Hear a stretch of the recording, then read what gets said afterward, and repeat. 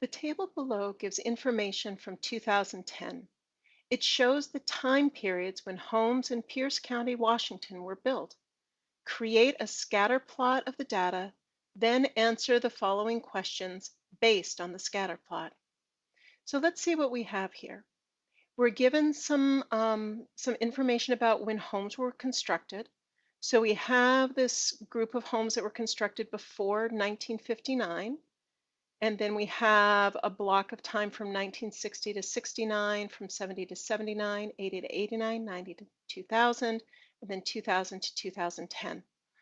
Now, rather than dealing with these blocks of time, because we're going to create a scatter plot and we need to come up with a single point, what we're going to do is we're going to use a representative year to stand in for that larger block of time.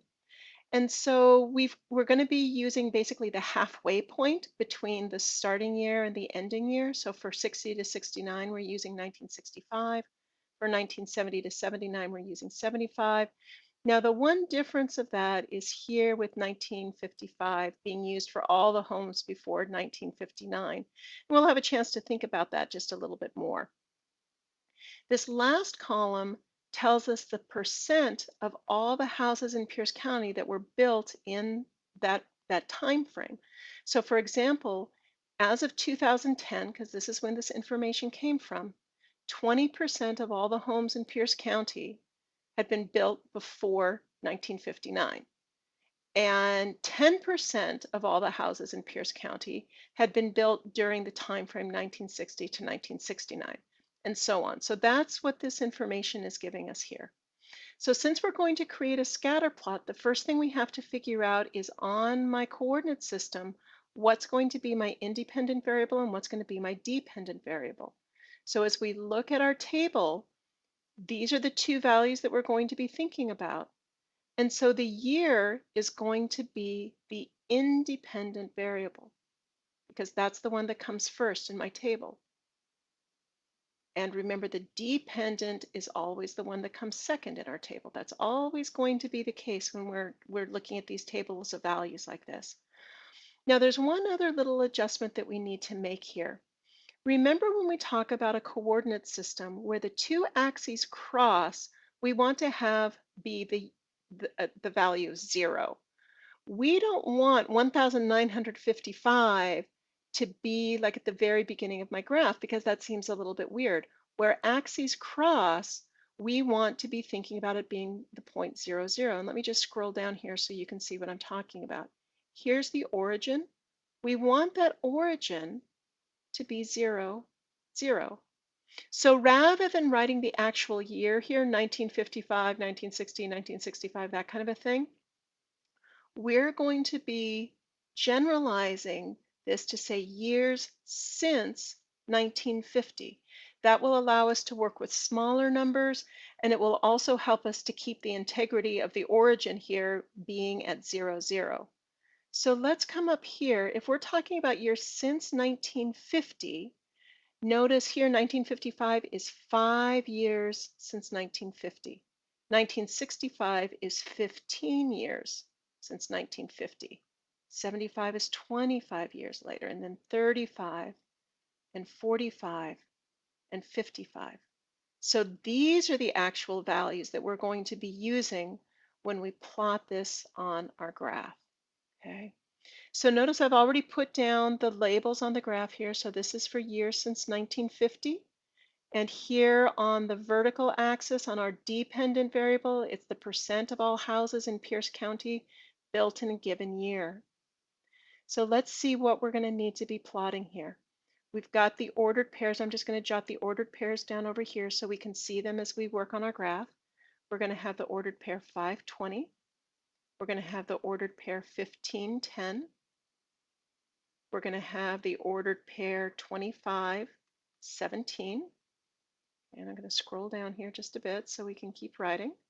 We're going to have the ordered pair 3514, the ordered pair 4518, and then finally 5521.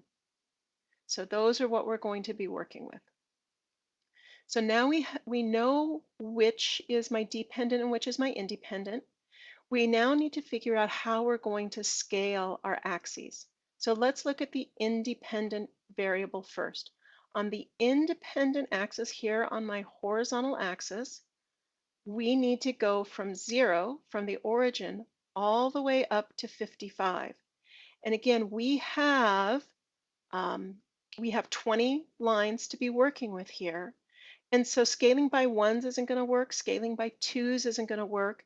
We could scale by threes or by fours, but those get a little bit more awkward to count by. We're not used to counting by those kinds of numbers. So going up to scaling by fives is going to work really nicely for us. Notice that's also a good choice because my values that I'm going to be plotting are actually nice, tidy values that end in 5. So we're going to scale here by fives along my independent axis. So we're going to go by fives, but I'm only going to label every other line. So here's 5, here's 10, 15, and 20, 25, and 30.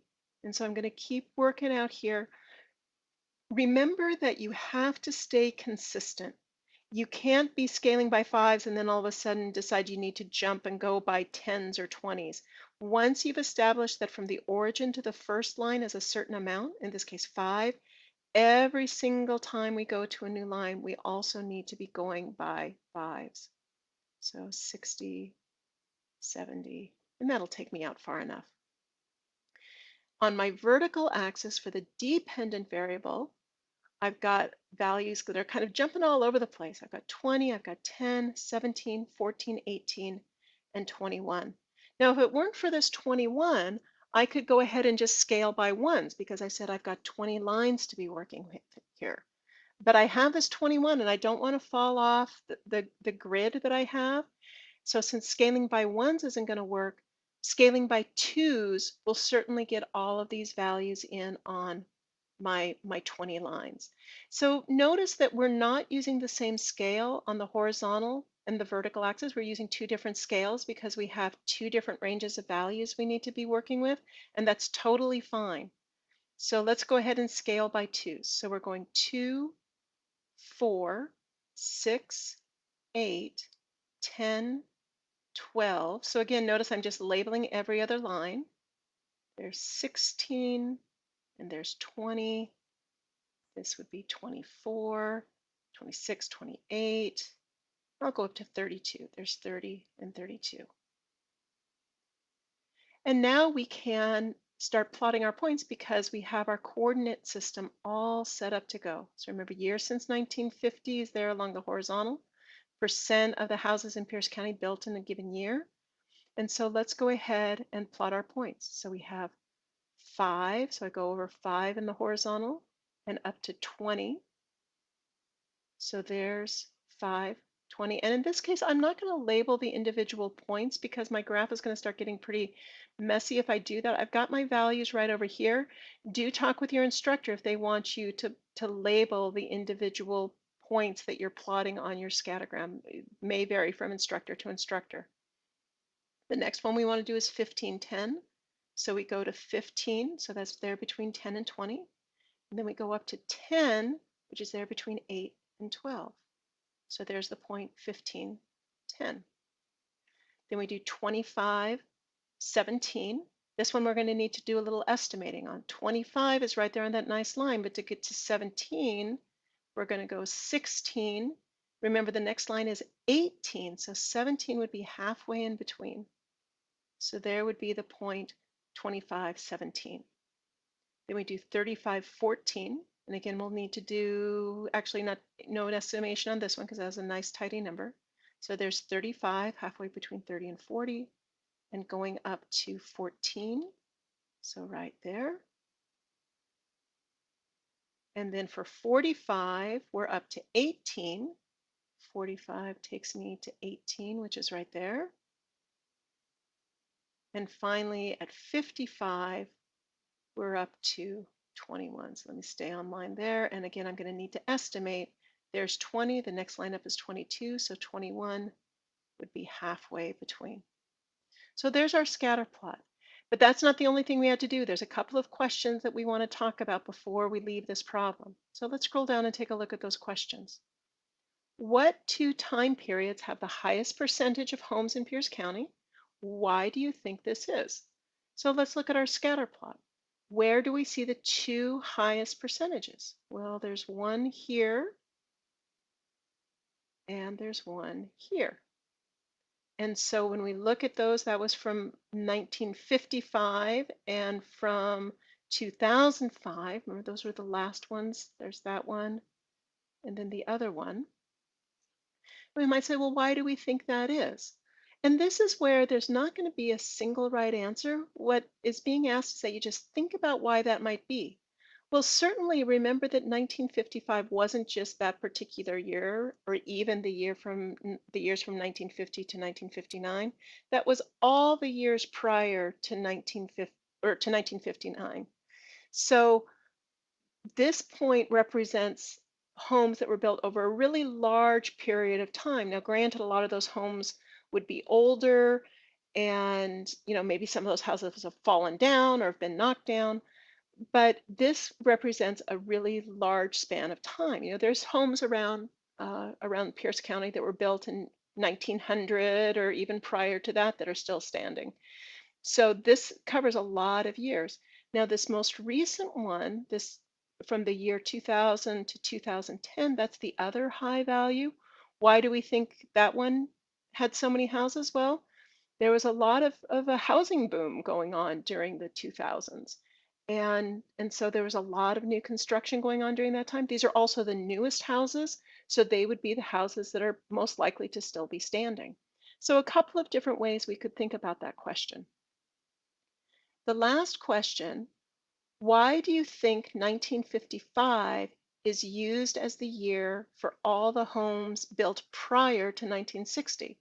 Does this give your scattergram an accurate picture?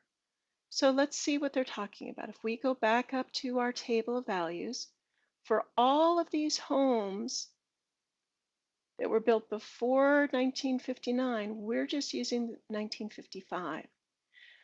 So, as we were just talking about, this 1955 actually covers a really broad span of time.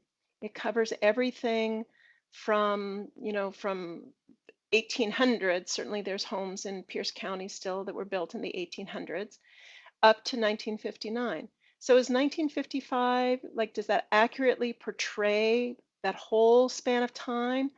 Well, maybe not terribly accurately, but if we think about how our scattergram looks, notice that that allows these all to be sort of at a nice equidistance from each other. And it certainly makes our graph look nicer.